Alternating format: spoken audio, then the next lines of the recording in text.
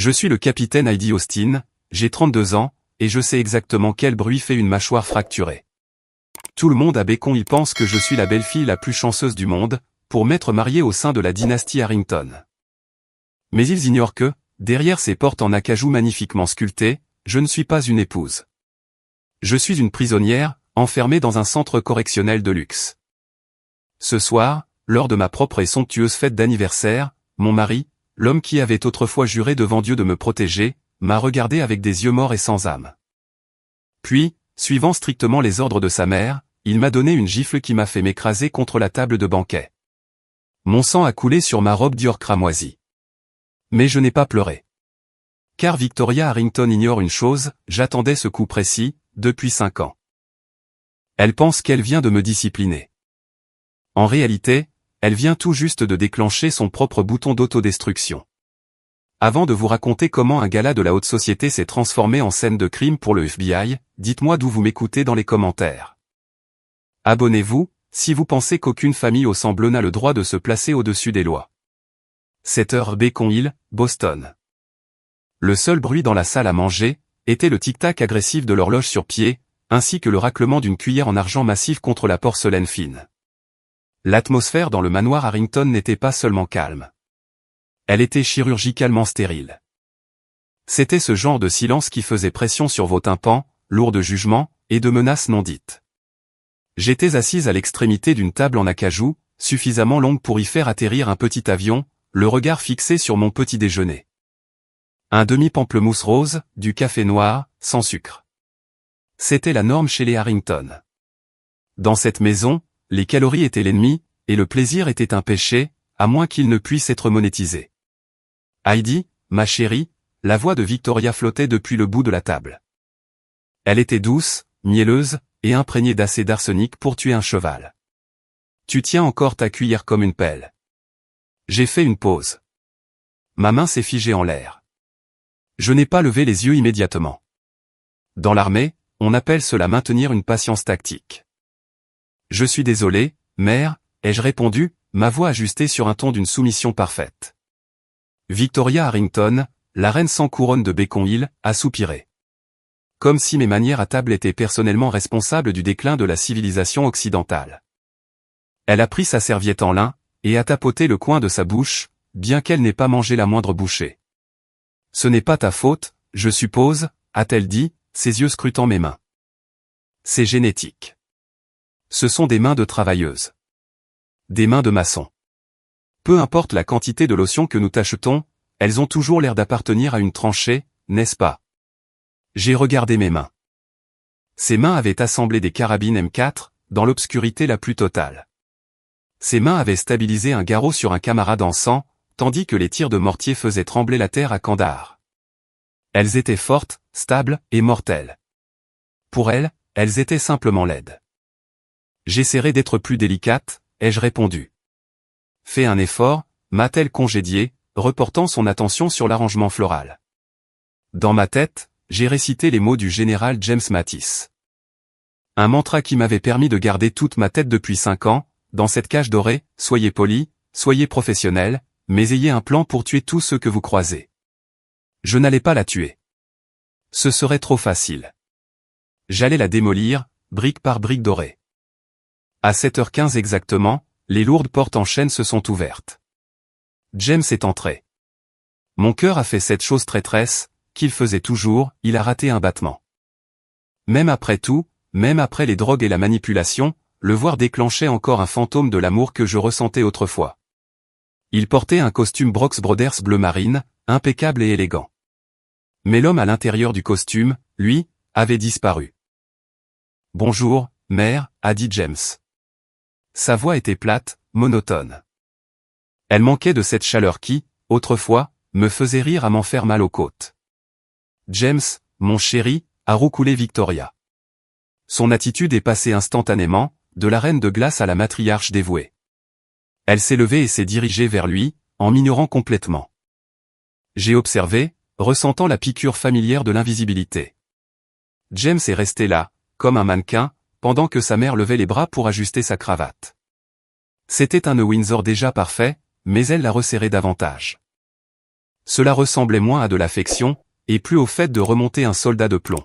« Tu as l'air fatigué, mon chéri » a-t-elle murmuré, ses doigts s'attardant sur son col. « As-tu pris tes vitamines ce matin ?»« Oui, mère » a répondu James, fixant le mur par-dessus l'épaule de sa mère. Il ne m'avait pas regardé, pas une seule fois. Je suis resté assise là, agrippant ma tasse de café, jusqu'à ce que mes jointures blanchissent. « Regarde-moi, James. » Je l'ai supplié silencieusement. Juste un regard. Montre-moi que tu es toujours là-dedans. Mais le mari qui avait autrefois défié cette femme pour m'épouser, avait disparu.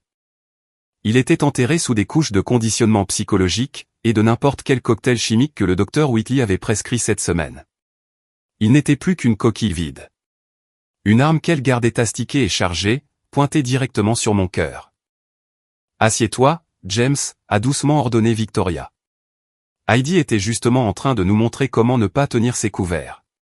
Peut-être pourras-tu lui apprendre, plus tard. James s'est assis. Il a pris sa cuillère. Il a mangé son pamplemousse. Il ne m'a pas adressé la parole. J'ai regardé ma montre. 7h30. Si vous voulez bien m'excuser, ai-je dit en me levant. Je dois me préparer pour la fête de ce soir. Victoria n'a pas levé les yeux. Porte quelque chose qui couvre tes bras, Heidi. Nous ne voulons pas que les gens pensent que nous te battons. Et essaie d'avoir l'air moins militaire. C'est un gala, pas un déploiement. Oui, mère. Je suis sorti de la salle à manger, la colonne vertébrale bien droite. Mes talons claquaient sur le sol en marbre, selon une cadence rythmique régulière. Gauche, droite, gauche, droite. J'ai retenu mon souffle jusqu'à ce que j'atteigne le 2e étage, naviguant à travers le labyrinthe des couloirs, pour entrer dans la suite parentale. Je ne me suis pas arrêté dans la chambre. J'ai marché directement vers le dressing, un espace plus grand que l'appartement dans lequel j'ai grandi. Des rangées de robes de créateurs que je détestais, pendaient comme des cadavres dans des sacs en plastique. Je me suis déplacé vers le fond, derrière un portant de manteaux d'hiver, et j'ai appuyé sur un panneau caché dans les étagères en acajou. Il s'est ouvert avec un déclic. Là, niché entre une pile de pulls en cachemire, se trouvait ma bouée de sauvetage. Un ordinateur portable de qualité militaire, ultra robuste, dont Victoria ignorait l'existence. Je l'ai ouvert. L'écran a brillé d'une lumière bleu crue, un contraste saisissant avec le jaune chaud et suffocant des lampes de la maison. J'ai tapé mon mot de passe, une séquence de chiffres provenant de mon ancien matricule d'unité. Un rapport de renseignement est arrivé. Mes yeux ont balayé l'email crypté, provenant de mon contact à la CIA. Objet, décaissement du fonds fiduciaire. Statut horaire, chronologie active. Déblocage des fonds dans 12 heures. J'ai relâché un souffle, que je ne savais pas retenir. 12 heures. 5 ans d'humiliation. 5 ans à manger des pamplemousses, et à ravaler des insultes. 5 ans à regarder l'homme que j'aime, s'estomper dans un brouillard gris. Tout se résumait à ceci. Le fonds fiduciaire de la famille Harrington exigeait que James soit marié et stable, jusqu'à son 35e anniversaire, pour accéder aux actifs principaux.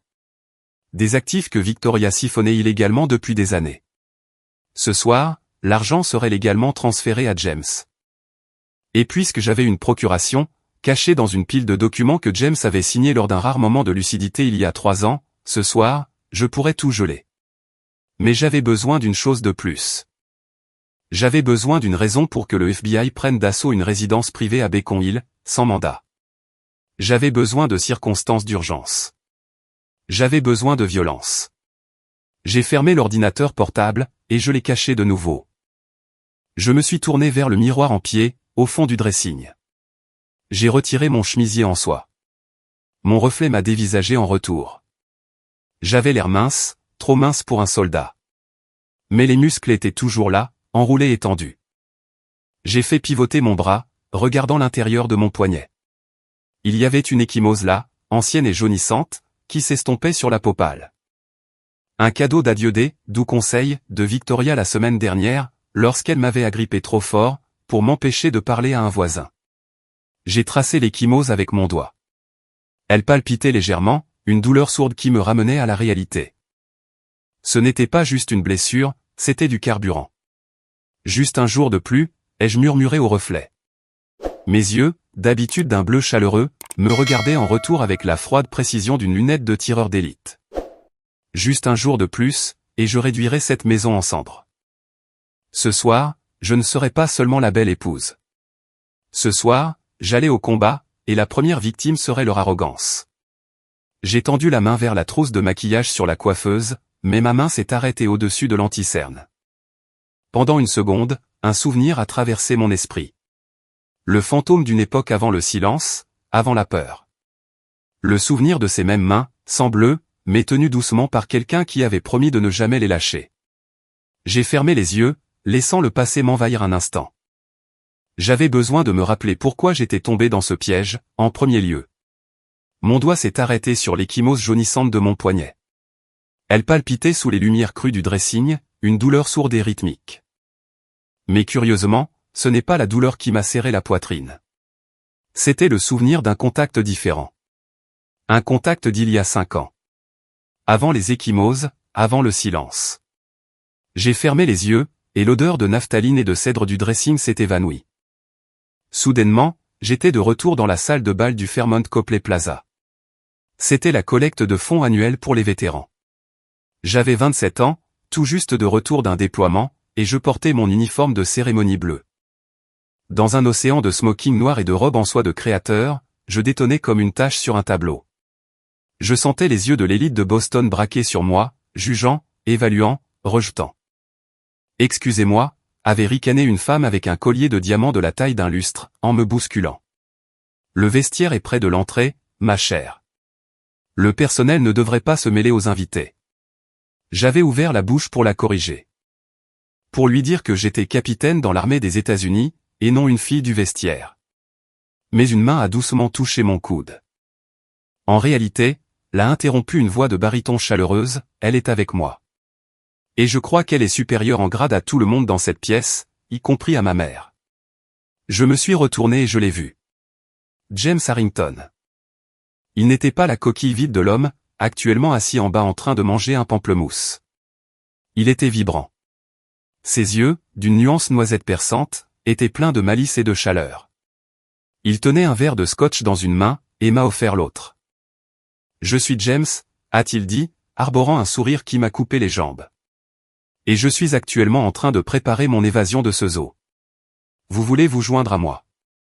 Cette nuit-là, nous nous sommes assis sur l'escalier de secours de l'hôtel. Nous avons mangé des hors-d'œuvre volés, et discuté jusqu'à 3 heures du matin. Il m'a dit qu'il détestait l'entreprise familiale. Il détestait les faux-semblants. Il voulait ouvrir un cabinet d'architecture, restaurer de vieilles maisons en grès, construire quelque chose de vrai. Il m'a regardé comme si j'étais l'oxygène qu'il avait cherché à respirer toute sa vie. Ils étouffent les gens, Heidi, m'avait-il averti, son expression devenue sérieuse l'espace d'un instant. Ma mère, elle consume les gens.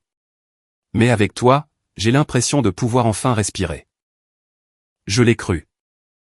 Je suis tombée amoureuse de cet homme, qui voulait être libre. Mais j'ignorais que la liberté était la seule chose, que Victoria Harrington ne permettrait jamais. Le changement ne s'est pas produit du jour au lendemain. Ce fut une progression lente, insidieuse, comme de la moisissure noire se propageant derrière le papier peint. 6 mois après notre mariage, les maux de tête ont commencé. James rentrait des bureaux du Trust Harrington, pâle et tremblant. Il est devenu irritable, puis confus. Il a oublié notre anniversaire. Il a oublié comment conduire jusqu'à l'épicerie. Puis est venue la perte des fonctions exécutives. Victoria s'est abattue sur notre domicile conjugal, tel un vautour repérant une carcasse. Elle a amené avec elle le docteur Thomas Whitley. Un ami de la famille et médecin privé, qui facturait 5 000 €, rien que pour franchir la porte d'entrée. C'est la malédiction des Harrington, m'avait murmuré Victoria dans le couloir, en essuyant de fausses larmes de ses yeux. Son père l'avait aussi. Une fragilité à début précoce. Il a besoin de repos, Heidi. Il a besoin de ses vitamines. Et c'est ainsi que les pilules sont apparues. De petites capsules bleues, des comprimés oranges. Des vitamines, selon elle. J'étais jeune. J'étais naïve. Je voulais être une épouse d'un grand soutien. J'ai fait confiance aux médecins. J'ai fait confiance à la famille, jusqu'à cette nuit d'orage, il y a 3 ans. Victoria et James s'étaient rendus à un gala auquel je n'étais pas invité. J'étais seul dans le manoir. L'électricité a vacillé, et le système de sécurité s'est réinitialisé. Cela a déverrouillé les serrures électroniques du bureau privé de Victoria, pendant exactement 90 secondes. Je n'ai pas réfléchi. L'instinct a pris le dessus. Le même instinct qui m'avait gardé en vie sur le terrain des opérations. Je me suis glissé dans son bureau. Il sentait le parfum de luxe, et la pourriture. Je suis allé droit au coffre-fort mural. Il était entrouvert. J'en ai sorti un épais dossier, étiqueté « James Harrington, médical confidentiel ». Je me suis assise sur le tapis persan, utilisant une lampe torche tactique, pour lire les documents. Mes mains tremblaient pendant que je tournais les pages. Je n'étais pas médecin, mais en tant qu'officier de logistique, je savais comment lire des données, et repérer un schéma récurrent. Il n'y avait aucun diagnostic de fragilité. Il n'y avait aucune anomalie génétique. Les notes du docteur Whitley étaient froides et cliniques, le sujet montre des signes de résistance. Augmentation du dosage d'halopéridol et de benzodiazépine recommandée. Suppression cognitive à 80%. Niveau de conformité optimaux. J'ai senti la bile remonter dans ma gorge. Il ne le soignait pas. Il l'effaçait. C'était le syndrome de Munchausen par procuration, mais détourné pour en faire une stratégie financière. Victoria ne voulait pas d'un fils malade pour attirer la sympathie. Elle voulait un fils incapable, afin de pouvoir conserver le contrôle sur les milliards du Trust Harrington. Elle lobotomisait chimiquement son propre enfant, juste pour maintenir l'équilibre de son chéquier. Je me souviens avoir fait tomber le dossier, haletant pour trouver de l'air, alors que la prise de conscience me frappait comme un obus de mortier. L'homme que j'aimais n'avait pas disparu. Il était enterré vivant sous des milligrammes de béton chimique. Il était piégé dans son propre corps, hurlant à l'aide, pendant que sa mère ajustait sa cravate et lui donnait de la soupe. Si vous aviez été à ma place, debout dans ce bureau sombre, réalisant que votre conjoint était drogué par sa propre famille, qu'auriez-vous fait? Auriez-vous fui pour vous sauver, ou seriez-vous resté dans ce trou de l'enfer pour vous battre? Cliquez sur le bouton j'aime, si vous vous battriez pour la personne que vous aimez. Commentez, je reste, si vous auriez réduit la maison en cendres avec eux à l'intérieur, ou, je fuis, si vous auriez cherché à vous en sortir vivant. Je me suis levé dans le dressing, revenant brusquement au présent. Le reflet dans le miroir m'a fixé en retour. J'ai touché la vitre froide. Cette nuit-là, il y a 3 ans, j'avais préparé un sac. J'avais la main sur la poignée de porte. J'allais m'enfuir. J'allais fuir vers une base en Allemagne, et ne jamais me retourner. Mais ensuite, j'ai vu James dormir dans notre lit. Il tressaillait dans son sommeil.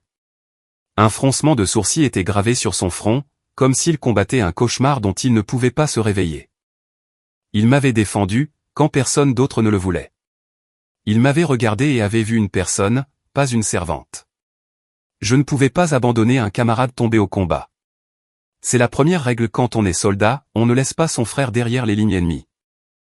Alors, j'ai défait le sac. Je suis resté. J'ai joué le rôle de la belle-fille soumise et stupide. Je les ai laissés m'insulter. Je les ai laissés penser qu'ils m'avaient brisé. Je me suis tenu bien droite dans le dressing, lissant mes mains sur mes hanches. Je ne t'ai pas quitté, James, ai-je murmuré à la pièce vide. Et je ne partirai pas ce soir. Mais que Dieu les aide, car j'ai fini de jouer sur la défensive. J'ai de nouveau tendu la main vers l'étagère. Il était temps de m'habiller. Pas dans ce chiffon beige que Victoria avait envoyé. Mais dans une armure de mon propre choix. Dans l'armée, nous avons un terme appelé CIF, une installation pour les informations sensibles et compartimentées. C'est une pièce sécurisée, où aucune écoute électronique ne peut avoir lieu. L'endroit où les secrets les plus profonds de la nation sont murmurés. Ces 3 dernières années, mon CIF aura été un dressing, rempli de 50 000 € de chaussures que je ne porte jamais. Je me suis assise en tailleur sur la moquette épaisse, le panneau caché grand ouvert. Mon ordinateur ultra robuste bourdonnait doucement. C'était un son infiniment plus réconfortant pour moi, que le Mozart que Victoria s'obstinait à diffuser via les haut-parleurs de la maison. Sur l'écran, une barre de progression verte avançait avec une lenteur atroce. Téléchargement du grand livre Harrington Cayman V2 XLSX, statut 92%. Mon cœur martelait mes côtes. Un rythme frénétique qui contredisait ma posture immobile, digne d'une statue. Ce n'était pas que de simples données. C'étaient des empreintes numériques. Des virements bancaires déguisés en frais de consultation. Des sociétés écrans dans le Delaware et au Panama. Et le plus accablant de tout, les paiements mensuels au Dr Thomas Whitley, catégorisés comme des honoraires médicaux. Des paiements qui coïncidaient parfaitement avec chaque déclin de la santé cognitive de James. Allez, ai-je chuchoté, pour presser la barre de progression. Ne plante pas maintenant. J'opérais derrière les lignes ennemies, et l'ennemi possédait les meilleurs avocats de Boston. Si j'étais prise maintenant, je ne serais pas seulement divorcée. Je serais effacée. Victoria me dépeindrait comme une vétéran paranoïaque et instable, ayant craqué sous la pression de la haute société. Elle me ferait interner dans le même établissement, où elle menaçait d'envoyer James. Statut, téléchargement terminé. Serveur sécurisé. J'ai relâché un souffle tremblant, et j'ai immédiatement retiré la carte micro SD de l'ordinateur. Cette minuscule puce, pas plus grosse que mon ongle, était la balle qui tuerait la bête.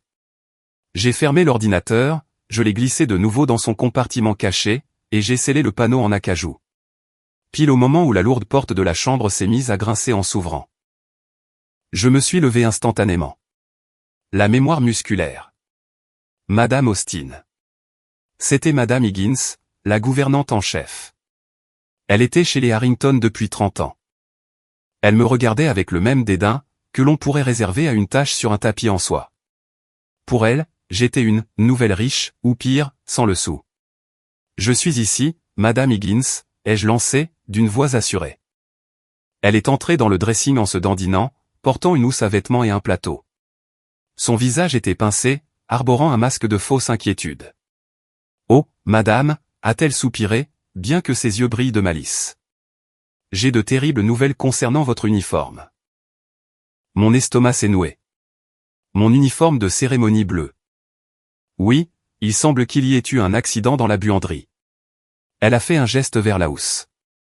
Une des nouvelles filles, très maladroite, a renversé une cafetière entière d'espresso dessus. Nous avons essayé de le nettoyer, mais la laine est ruinée. Je me suis approché et j'ai dézippé la housse. La veste bleue foncée, ornée de mes insignes de grade et des rubans que j'avais gagnés à la sueur et au sang dans la poussière afghane, était trempée dans un gâchis brun et collant. Ce n'était pas un accident. On ne renverse pas accidentellement du café, à l'intérieur d'une housse à vêtements fermée. C'était un message, tu n'es pas un soldat ici. Tu n'es rien. J'ai fixé le tissu ruiné. J'avais envie de crier. Je voulais attraper Madame Higgins par son col empesé, et exiger de savoir qui avait ordonné cela. Mais c'était exactement ce qu'il voulait. Il voulait voir sortir le soldat en colère et agressif. J'ai lentement refermé la fermeture éclair. Les accidents arrivent, ai-je dit froidement. Merci de me l'avoir dit. Madame Higgins avait l'air déçue, de voir que je ne m'effondrais pas. Elle m'a tendu l'autre article, un cintre avec une robe beige. Madame Harrington a choisi ceci pour vous. Elle a dit que ce serait plus approprié pour l'occasion, moins agressif. Laissez-la, ai-je dit, et sortez. Elle a reniflé, tourné les talons, et est sortie. Dès que la porte s'est refermée, je me suis appuyé contre les étagères, tremblante de rage. Il pouvait prendre mon uniforme, mais il ne pouvait pas m'enlever mon entraînement. Mon téléphone a vibré sur la coiffeuse. Identifiant de l'appelant, Mère Harrington. J'ai pris une profonde inspiration, comptant jusqu'à 4. C'était la technique de respiration tactique, utilisée pour abaisser le rythme cardiaque avant de tirer. Inspirer, retenir. Expirer, retenir. J'ai décroché le téléphone. Bonjour, mère. Heidi, la voix de Victoria était sèche. Changement de plan. J'ai besoin de toi sur place à 16 heures. La fête ne commence pas avant 19 heures, ai-je répondu, en vérifiant ma montre. Il était déjà 14 heures. Je sais, a-t-elle rétorqué. Mais les fleuristes sont incompétents. J'ai besoin de quelqu'un pour vérifier les centres de table, et s'assurer que les cartes de placement sont parfaitement alignées. Et puisque tu n'as rien d'autre de pressant à faire, j'ai pensé que tu pourrais te rendre utile. Elle transformait l'invitée d'honneur, en organisatrice d'événements, en domestique. Bien sûr, a-t-elle ajouté, sa voix descendant jusqu'à un murmure dangereux. À moins que tu ne sois trop occupé à jouer aux soldats dans ton dressing. Ma prise s'est resserrée sur le téléphone. Le savait-elle? Non, elle pêchait aux informations. Elle était juste cruelle. Je serai là à 16 heures, mère. J'ai dit que je serais ravi de vérifier les fleurs. Bonne fille. Et Heidi, porte la beige. Ne nous fais pas honte. Clic, elle a raccroché. Je suis resté debout dans le silence du dressing, l'humiliation m'envahissant comme de l'eau glacée. Mais sous cette humiliation, il y avait de la concentration. Une concentration aiguë, cristalline. Je me suis approché de ma coiffeuse. J'ai pris un boîtier de poudre onéreux, de marque Chanel. C'était un cadeau de James, d'il y a 2 Noëls, à l'époque où il pouvait encore choisir des cadeaux. J'ai ouvert le poudrier. J'ai utilisé une lime à ongles pour soulever délicatement le réceptacle en métal, contenant la poudre beige. En dessous, il y avait un petit espace vide, conçu pour la circulation de l'air. J'ai pris la carte micro SD, contenant les preuves de 5 années de fraude et d'abus. Je l'ai placée dans l'espace vide. Ensuite, j'ai remis le réceptacle de poudre en place. Il s'est enclenché avec un déclic. OSEC parfaite. Sécurité opérationnelle. À l'œil nu, ce n'était que du maquillage. Un outil de vanité, un symbole du monde superficiel que Victoria Harrington dirigeait. Mais à l'intérieur, c'était une bombe. J'ai regardé la robe beige pendue à la porte. Elle était laide. Elle était informe. C'était un linceul destiné à me faire disparaître, pour me fondre dans le décor. Je porterai ta robe, Victoria, ai-je murmuré, en rangeant le poudrier dans mon sac à main. Et je vérifierai tes fleurs. Je jouerai la gentille petite épouse, une dernière fois. J'ai attrapé mon sac à main. Son poids semblait différent maintenant. Plus lourd.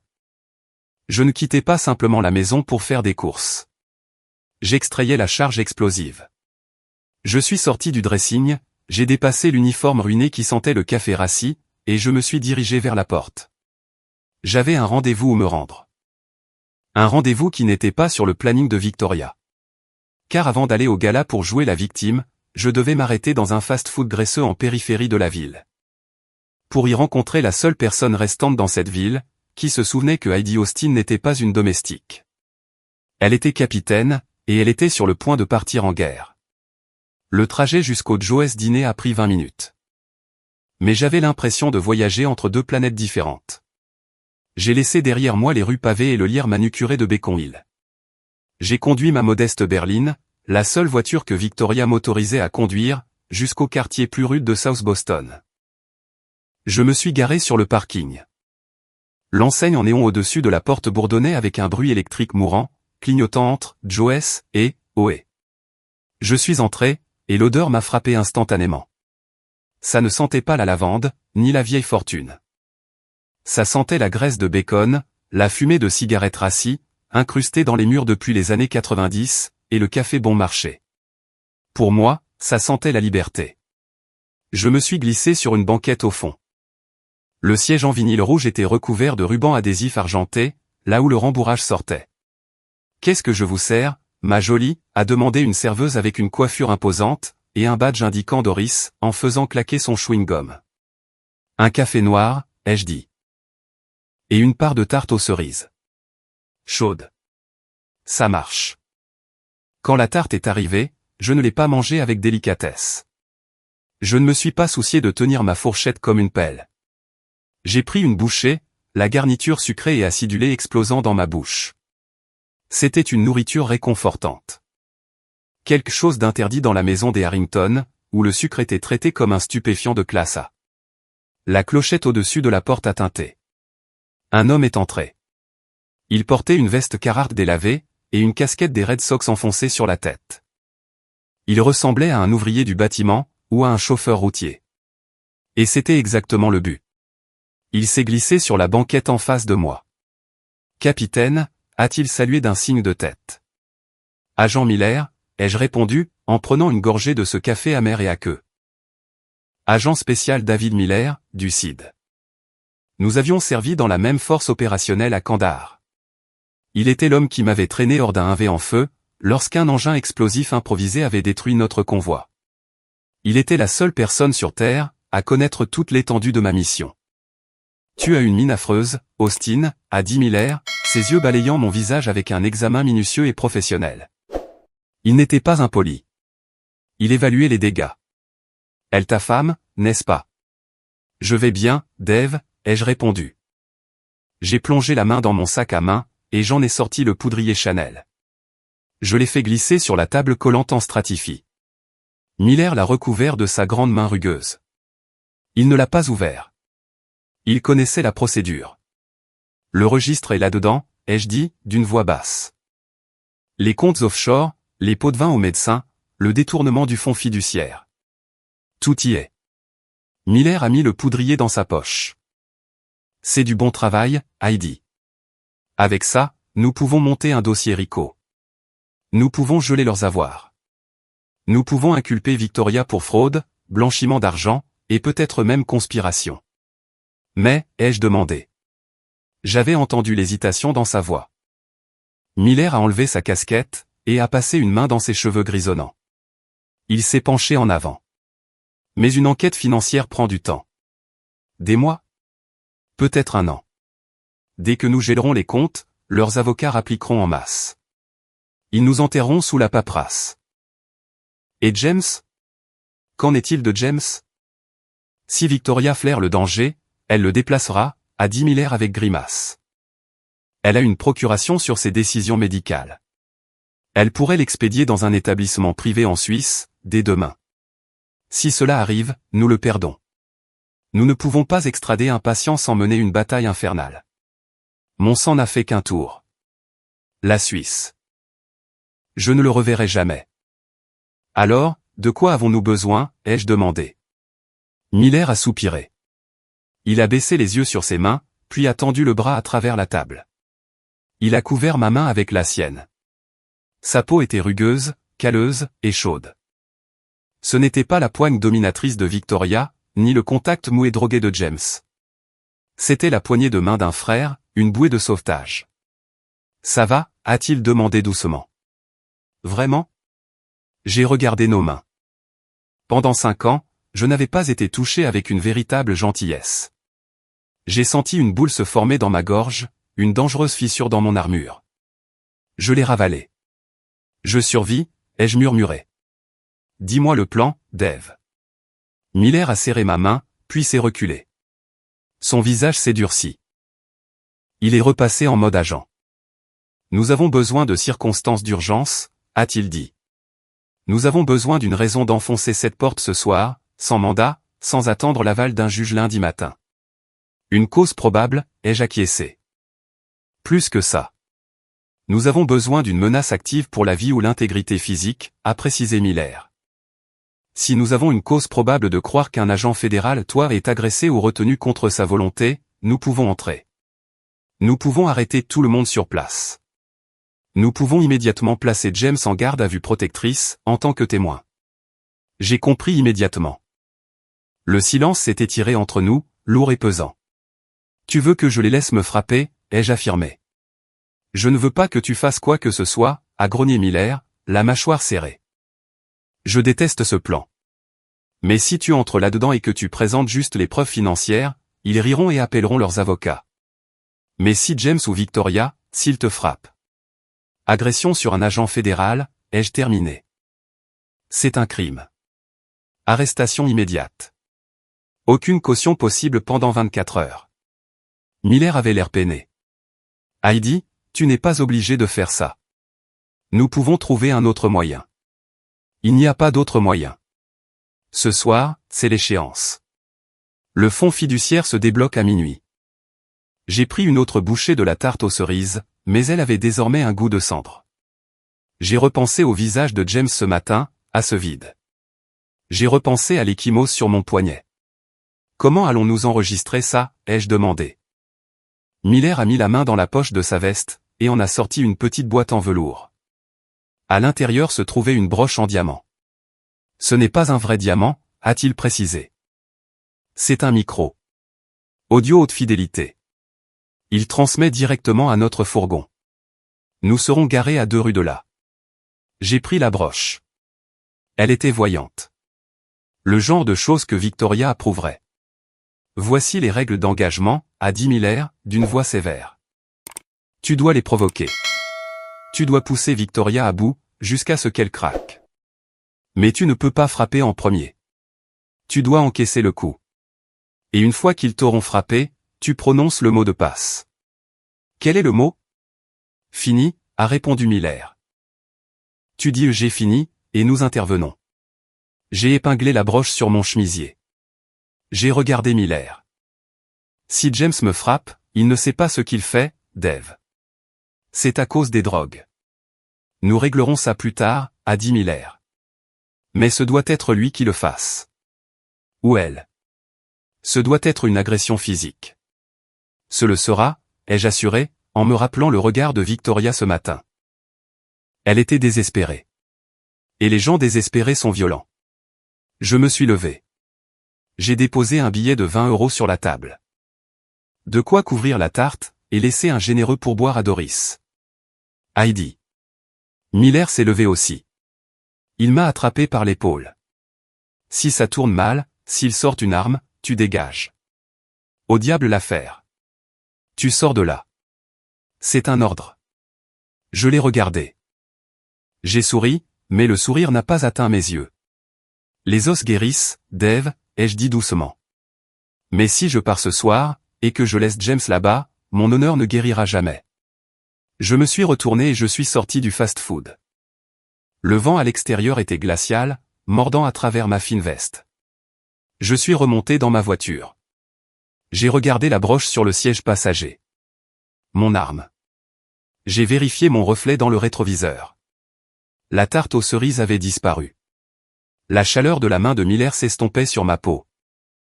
J'ai passé la vitesse. Il était temps de retourner au manoir. Il était temps de mettre la robe, d'afficher un sourire, et d'attendre la douleur. Au moment où je suis retourné dans la suite parentale, le soleil de l'après-midi filtrait à travers les rideaux en soie. Il projetait de longues ombres de barreaux de prison, sur le tapis persan. Posé au centre du lit, comme une menace enveloppée dans un emballage de luxe, se trouvait une grande boîte blanche nouée d'un ruban de satin. Je savais ce que c'était, avant même de la toucher. C'était mon uniforme pour la soirée. J'ai dénoué le ruban et soulevé le couvercle. À l'intérieur, nichée dans des couches de papier de soie immaculée, reposait une robe. Elle était en soie. Elle était hors de prix, et elle était beige. Pas dorée, ni crème. Beige.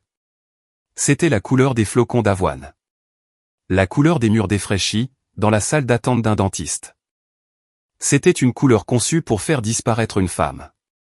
Pour la fondre dans le décor si parfaitement, qu'elle ferait partie des meubles. Sur le tissu reposait une petite carte, rédigée avec l'élégante calligraphie tranchante de Victoria. Heidi, porte ceci s'il te plaît. Le décolleté est modeste. Comme convenu. Essaie de paraître un peu moins ordinaire que d'habitude ce soir. Nous avons des sénateurs parmi nos invités. Ordinaire. C'était son mot préféré pour me qualifier. C'était la façon polie de Boston, pour dire, pecno blanc. C'était un rappel, pendant qu'elle était née entourée de fonds fiduciaires et de résidences d'été à Martha's Vineyard, j'étais né d'un père mécanicien et d'une mère institutrice, dans l'Ohio. J'ai regardé la robe. Ce n'était pas seulement un vêtement. C'était une muselière. Elle voulait que je reste dans un coin, invisible et silencieuse, pendant qu'elle pavanait James comme un poney de concours. J'ai senti une chaleur monter dans ma poitrine. Pas la lente brûlure du ressentiment, mais le feu fulgurant de l'adrénaline du combat. Je me suis dirigé vers ma table de couture, dans le coin de la chambre. J'ai pris mes lourds ciseaux de tailleur en acier. Ils étaient froids et pesants dans ma main. Je suis retourné vers le lit. Je n'ai pas hésité. Je n'ai pas pensé à l'étiquette de prix, qui représentait probablement plus que ce que mon père gagnait en un mois. Cric. Les lames d'acier ont tranché la délicate soie beige, avec un crissement satisfaisant. Cric. Crac. J'ai coupé le modeste décolleté en deux. J'ai tailladé l'ourlet. J'ai détruit le symbole de ma soumission. J'ai laissé les restes en lambeaux de la robe sur le lit. Un tas de chiffons hors de prix. Oups, ai-je chuchoté à la pièce vide. Problème de garde-robe. Je me suis tourné vers le fond de mon dressing. au-delà des rangées de vêtements discrets et raisonnables que Victoria approuvait. Caché dans une housse tout au bout, se trouvait mon propre achat. Je l'avais acheté 6 mois plus tôt, avec l'argent économisé sur mes chèques d'invalidité, la dissimulant comme de la contrebande. Je l'ai sortie. C'était une robe vintage Christian Dior. Et elle n'était pas beige. Elle était rouge.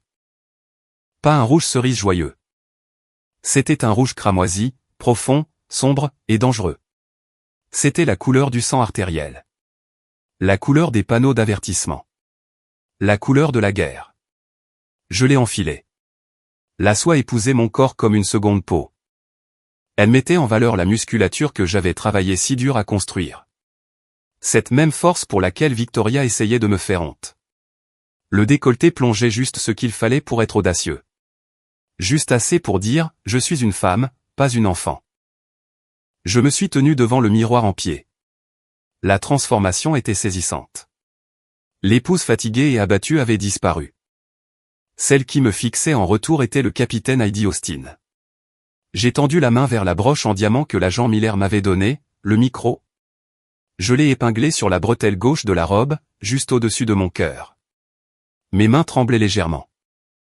Non par peur, mais à cause de l'ampleur de ce que j'allais accomplir.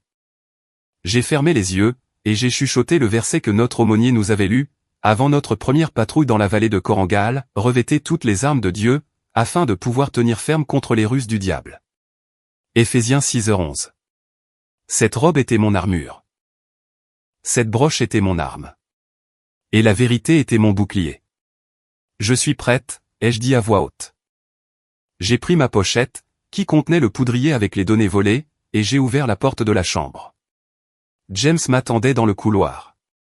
Il était vêtu d'un smoking noir, et il était incroyablement séduisant. L'espace d'une seconde, juste une seconde, le brouillard dans ses yeux a semblé se dissiper. Il a levé les yeux quand je suis sorti, et son souffle s'est coupé. Ses yeux se sont écarquillés. Il m'a scruté, de l'ourlet de la robe rouge jusqu'à mon visage. Il n'y avait aucune confusion dans son regard. Seulement un soudain et intense éclair de reconnaissance. C'était le regard qu'il me lançait autrefois, lorsque j'entrais dans une pièce. Un regard de pure adoration, et de désir. Heidi, a-t-il soufflé, la voix brisée. Il a fait un pas vers moi, tendant la main. Tu ressembles. Tu ressembles à du feu. Mon cœur a bondi. Il est là. Il me voit. James, ai-je murmuré, tendant la main vers lui. Mais avant que nos doigts ne puissent se toucher, il a tressailli. Un spasme de douleur a traversé son visage. Il s'est agrippé les tempes, fermant les yeux avec force, comme si un pic à glace lui avait été enfoncé dans le crâne. James, ai-je demandé, alarmé. Ma tête, a-t-il gémi, titubant sur ses pieds. Trop lumineux, trop bruyant. Je me suis figé. C'était le conditionnement. Victoria et le docteur Whitley l'avaient bien programmé. Toute émotion forte et excitation, colère, enthousiasme déclenchait une migraine. C'était une laisse chimique, conçue pour le garder docile. S'il ressentait quoi que ce soit de trop intense pour moi, il était puni par son propre système nerveux. Il a baissé les mains. La lumière dans ses yeux avait disparu. L'adoration a été remplacée par un vide terne et vitreux. Mère attend, a-t-il dit mécaniquement. Nous ne devrions pas être en retard. Il s'est retourné et s'est dirigé vers les escaliers, me laissant planter là, les mains toujours tendues. J'ai baissé le bras. Le chagrin menaçait de faire flancher mes genoux, mais je les ai verrouillés. Contrôle-toi, Austin. Pleure plus tard. Batte-toi maintenant. Je l'ai suivi dans le grand escalier. Le personnel de maison a interrompu son nettoyage pour nous dévisager. Madame Higgins a laissé tomber un plumeau, en voyant la robe rouge. Sa bouche s'est ouverte d'horreur. J'ai soutenu son regard, et je ne l'ai pas lâché jusqu'à ce qu'elle détourne les yeux. La porte d'entrée s'est ouverte. L'air frais de la soirée de Boston s'est engouffré. Une limousine rallongée stationnait dans l'allée. Son moteur tournait au ralenti, comme une bête ronronnante. Un monolithe noir qui attendait de nous engloutir. Pour n'importe qui d'autre, ce n'était qu'un trajet en voiture de luxe, pour se rendre à une fête d'anniversaire. Mais alors que je descendais les marches en pierre, mes talons claquant comme des coups de feu sur le trottoir, je ne me sentais pas comme une mondaine.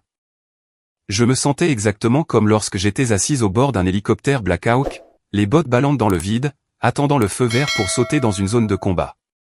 Le vent fouettait l'ourlet de ma robe rouge contre mes jambes. Je suis monté à l'arrière de la limousine, et je me suis assise en face de James. La porte a claqué, nous scellant à l'intérieur. En route pour la salle de réception, monsieur, a demandé le chauffeur. Oui, a répondu James platement. J'ai regardé par la vitre teintée, alors que le manoir s'éloignait. J'ai touché la broche sur ma poitrine une dernière fois, pour m'assurer qu'elle enregistrait. Éphésiens 6h11, ai-je répété dans mon esprit. Nous entrions sur le terrain de jeu du diable, à présent. Et je n'avais pas l'intention de faire des prisonniers. La grande salle de bal de la propriété Harrington était un chef-d'œuvre d'intimidation du vieux monde. Des lustres en cristal, importés de France dans les années 1920, déversaient leur lumière sur une mer de gens, qui possédait la moitié de Boston. Un quatuor à cordes jouait du Vivaldi dans un coin. La musique était polie et retenue, tout comme les invités. Mais lorsque j'ai franchi l'arcade, la musique ne s'est pas arrêtée. Elle a vacillé. Un silence a parcouru la pièce. Il a commencé près de la porte, et s'est propagé vers l'extérieur comme une onde de choc. Je savais ce qu'il regardait. Dans une pièce remplie de noirs élégants, de bleu marin, et bien sûr, du beige préféré de Victoria, j'étais une plébéante. Ma robe Dior cramoisie vintage tailladait leur monde monochromatique. Elle était audacieuse.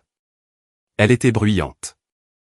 Elle représentait tout ce qu'une épouse Harrington n'était pas censée être. J'ai gardé le menton haut, les épaules carrées. Épaules en arrière, poitrine en avant. Repos de parade. Heidi, ma chérie. Victoria s'est matérialisée hors de la foule, tel un requin sentant du sang dans l'eau. Elle portait une robe de soirée argentée, qui coûtait plus cher que la maison de mes parents. Son sourire était aussi tranchant qu'un scalpel. Elle a glissé son bras sous le mien. Ce n'était pas une étreinte. C'était une entrave. Ses doigts se sont enfoncés dans mon biceps, assez fort pour y laisser un bleu. Tu as décidé de porter ça, a-t-elle murmuré, sa voix baissant d'une octave pour que je sois la seule à l'entendre. Tu ressembles à une chanteuse de cabaret. J'ai pensé ajouter un peu de couleur à ses funérailles, mère, ai-je répondu, forçant un sourire qui égalait le sien. Les yeux de Victoria se sont plissés, mais elle n'est pas sortie de son rôle. Elle m'a tiré vers un groupe d'hommes d'un certain âge, qui tenaient des verres en cristal remplis de scotch. Sénateur Collins, a gazouillé Victoria, sa voix se transformant instantanément en miel doux. Juge Miller, vous vous souvenez de ma belle-fille, Heidi? Le sénateur Collins, un homme avec un visage semblable à une pomme séchée, et des yeux qui avaient vu trop d'accords conclus en coulisses, m'a toisé de la tête aux pieds. Ah, oui, la fille de l'armée. Vous jouez toujours aux soldats, ma chère. Je suis actuellement capitaine dans le corps de la logistique, sénateur, les jeux corrigés poliment. Victoria Harry. C'était un petit rire cristallin, et condescendant. Oh, arrête, Heidi. Tu rends ça si sérieux. Elle s'est tournée vers le sénateur, me tapotant la main d'un air paternaliste. Heidi est notre petit projet de charité, vraiment. Elle fait tellement d'efforts pour s'intégrer à la famille. La pauvre chérie. Mais bon, a-t-elle baissé la voix pour un murmure théâtral. Vous savez ce qu'on dit, on peut payer pour une éducation, mais on ne peut pas corriger l'élevage. C'est génétique, n'est-ce pas? L'insulte a atterri comme une gifle physique. L'élevage. Comme si j'étais un chien. Comme si mon sang était sale, parce qu'il ne provenait pas du Mayflower. J'ai senti la chaleur me monter au cou. Ma main s'est glissée vers ma poitrine, frôlant la broche en diamant. Enregistre ça, ai-je pensé. Capte chaque mot. Si vous voulez bien m'excuser, ai-je dit, en libérant mon bras de l'emprise de Victoria. J'ai besoin d'un verre. Je me suis éloigné avant de faire quelque chose qui aurait ruiné le plan. Comme casser le nez du sénateur, par exemple. Je me suis frayé un chemin jusqu'au bar, le cœur battant contre mes côtes. J'ai commandé une eau gazeuse. J'avais besoin d'avoir les idées claires. Il n'a pas l'air bien ce soir, n'est-ce pas? Je me suis figé. Une haleine lourde, chargée d'alcool, a frappé mon oreille. Je me suis retourné pour voir le docteur Thomas Whitley, se tenant beaucoup trop près de moi. Ses yeux étaient injectés de sang, et il faisait tourner un verre de gin. Éloignez-vous de moi, Thomas, ai-je ordonné. Il a des tics, a ricané Whitley, regardant à travers la pièce vers James. Ce dernier se tenait près de la cheminée, fixant les flammes. Ses niveaux de cortisol grimpent en flèche. L'avez-vous contrarié, Heidi? Avez-vous encore essayé de lui faire recouvrer la mémoire? J'essaie de le sauver de vous, ai-je sifflé. Whitley a gloussé. Il s'est penché, sa voix dégoulinante de malice. Si sa tension artérielle monte encore plus ce soir, je devrais augmenter la dose de sédatif. Et à ce niveau-là, eh bien, les dommages cérébraux deviennent permanents. Vous ne voulez pas d'un légume comme Marie, n'est-ce pas? Ou peut-être que si. C'est plus facile à gérer. J'ai serré mon verre si fort, que j'ai cru qu'il allait se briser. Agression sur un agent fédéral. C'était l'objectif. Mais à cet instant précis, j'avais des envies de meurtre. Le dîner est servi, a annoncé le majordome. Cela a sauvé Whitley d'un coup de poing dans la gorge. Je me suis dirigé vers la table à manger. C'était une immense étendue d'acajou de 9 mètres de long. Elle était dressée avec de l'argenterie de famille, et des centres de table floraux qui coûtaient probablement 5 000 € chacun. James a pris sa place en bout de table. Il était beau, mais le regard vide. Un roi fait de cire. Victoria s'est assise à sa droite. J'ai marché vers le siège à sa gauche, la place de l'épouse. Oh non, ma chérie. Victoria m'a interpellé depuis l'autre bout de la pièce. Sa voix a résonné clairement, m'arrêtant net dans mon élan. Pas là. Les bavardages dans la pièce se sont arrêtés. Tous les yeux se sont tournés vers moi. Nous avons le gouverneur qui s'assoit à cette place ce soir, a dit Victoria, souriant doucement. Nous t'avons placé tout au bout, à côté de tante Margaret. Tu sais à quel point elle adore te raconter ses histoires de tricot. Elle a pointé du doigt l'extrémité opposée de la table. Le bout du bout, près de la porte battante de la cuisine. C'était la place réservée aux enfants, ou aux personnes en disgrâce. Le message était clair, tu n'es pas sa femme. Tu n'es pas l'une des nôtres. Tu es le personnel de maison. J'ai regardé James. Il fixait son assiette, tripotant sa serviette en lin. Il n'a pas levé les yeux. Il ne m'a pas défendu. Il ne le pouvait pas. J'ai marché le long de la table. J'ai eu l'impression de marcher dans le couloir de la mort. Je pouvais sentir la pitié, et l'amusement émaner des invités. Regardez la pauvre petite fille soldat. Regardez à quel point elle n'est pas à sa place. Je me suis assise à côté de tante Margaret, qui s'était déjà endormie dans sa soupe. Les serveurs ont commencé à circuler, plaçant des assiettes de homard thermidor devant les invités. L'odeur de beurre riche et de cognac remplissait l'air. C'était d'une douceur écœurante. J'ai vérifié ma montre sous la table. Minuit 5 et il était passé minuit. Le fonds fiduciaire était légalement débloqué. L'argent était là. Le piège était tendu. Maintenant, j'avais juste besoin de l'élément déclencheur. J'ai regardé le long de l'immense table. À 9 mètres de là, Victoria riait à propos de quelque chose que le gouverneur venait de dire. Elle avait l'air radieuse, triomphante. Elle pensait avoir gagné. Elle croyait avoir remis cette fille ordinaire à sa place. Je sais que beaucoup d'entre vous qui m'écoutez en ce moment, se sont déjà assis à une table comme celle-ci. Peut-être pas avec des sénateurs. Mais avec des personnes qui vous ont fait vous sentir minuscule. Des personnes qui vous ont invité, juste pour vous rappeler que vous n'étiez pas à votre place. Si vous avez déjà été le paria dans votre propre famille. Si vous avez déjà dû ravaler votre fierté juste pour survivre à un dîner, cliquez sur le bouton j'aime dès maintenant. Commentez, je te vois, ci-dessous, pour que je sache que je ne suis pas seul à cette table. J'ai pris une profonde inspiration. J'ai de nouveau touché la broche. Je te vois, Victoria. Soudainement, les rires en bout de table ont cessé. Victoria s'est tournée. Elle ne regardait plus le gouverneur. Elle regardait James. Et puis, elle m'a regardé. Même à 9 mètres de distance, j'ai vu le changement. Ses yeux sont devenus froids. D'un froid glacial. Elle avait pris sa décision. L'humiliation n'était pas suffisante.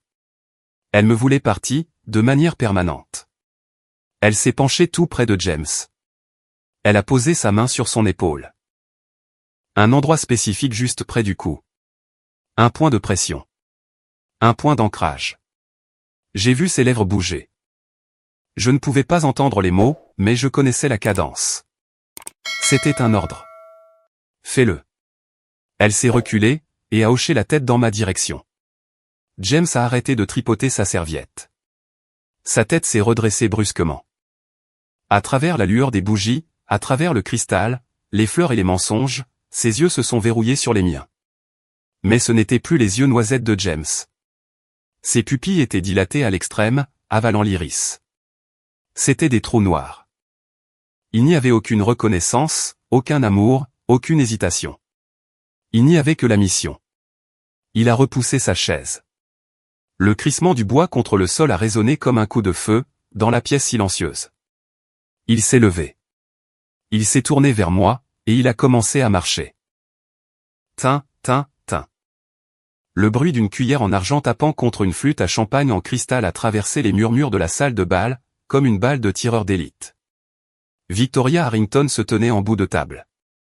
Elle tenait son verre haut, attrapant la lumière des lustres. Elle avait tout l'air d'une matriarche bienveillante.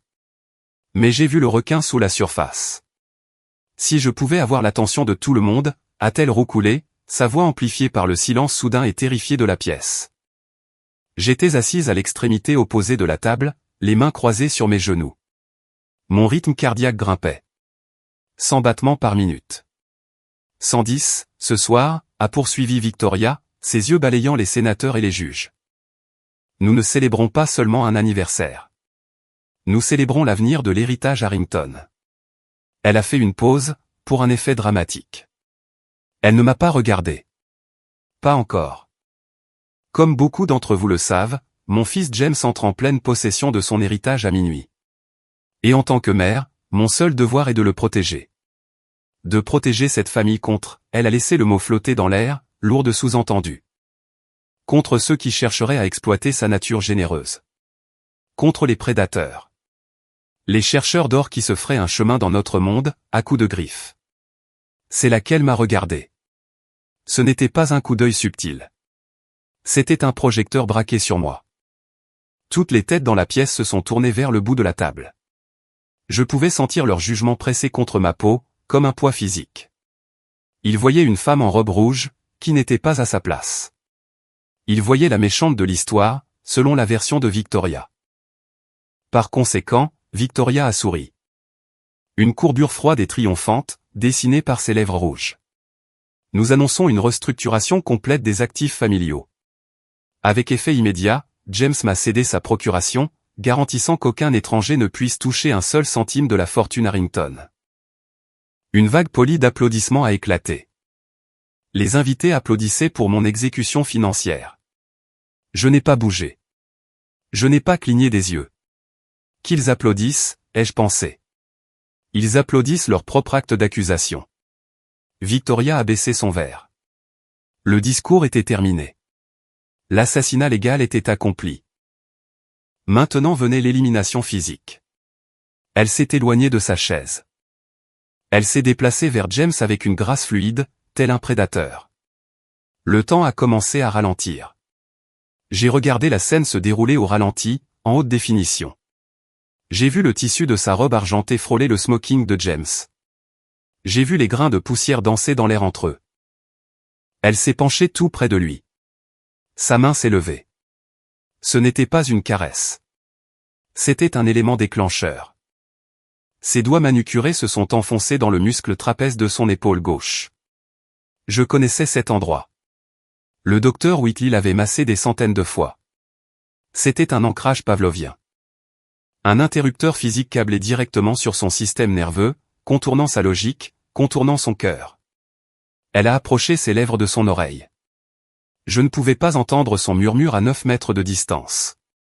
Mais je pouvais lire le mouvement de sa mâchoire, règle ça, maintenant.